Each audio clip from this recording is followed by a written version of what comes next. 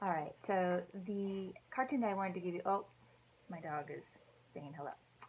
The cartoon that I wanted to give you a little bit more information about was the Society of Patriotic Ladies cartoon. It's the one that's at the very bottom of that page. And so, what I'd like you to do when you look at it is just think, if you had to explain that to somebody who couldn't see, what would you like? That couldn't see it, that couldn't see the cartoon. How would you describe it? What would you say about it? And usually, when I ask students this, the response is, it looks like a party, or it looks kind of messy, kind of chaotic. And then the next thing to think about, I'm looking at the cartoon here while I'm talking to you. The next thing to think about is look at the specific women in the cartoon. So if you look at the woman that's right in the center, um, think about how you would describe her. And students usually say, that she's flirting with the man who's kind of leaning in for a kiss.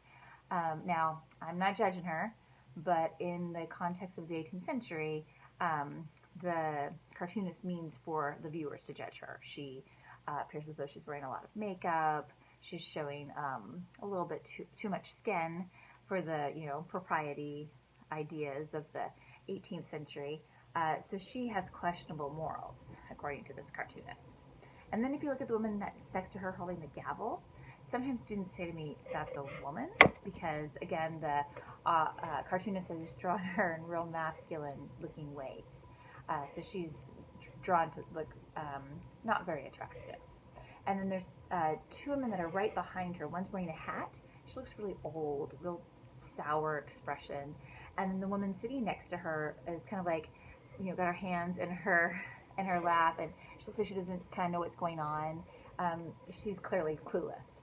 And then there's a child in the picture, and nobody's paying attention to the child, except the dog, who is licking the child while urinating on a box of tea.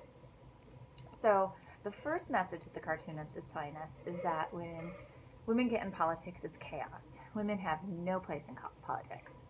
And the only women that would get involved in politics are women of questionable morals, women who are too ugly or too old or too dumb to get a husband.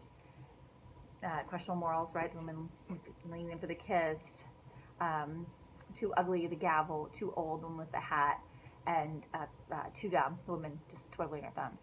And they're bad mothers.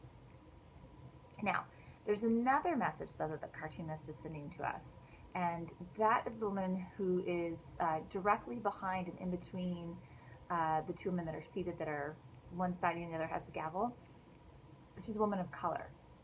And if you look really closely, and again, you've got this image on the PowerPoint, you've got it on this page, you also have it on your outline, and you've got it in your textbook. So there's lots of different ways you can see it. But if you look really closely, you can see the woman of color is holding a tray, and on the tray is an ink pot with a pen. And so the second message that the cartoonist is sending is that message, that contradiction that we were talking about. The cartoonist is saying, oh, you don't want to be slaves to the British? You don't want to sign slave like the Daughters of Liberty poem said? Well, look who's bringing you the pen to sign that document. Oh, right, that's actually a slave. So, again, two messages in this cartoon. First, women in politics is chaos. There's no place for them. The only women that would get involved in politics are women of questionable morals, women who are too ugly, too old, or too dumb to get a husband, and they're bad mothers. And then the second message is that women are, that the colonists are hypocrites, calling themselves slaves, when in fact they own slaves.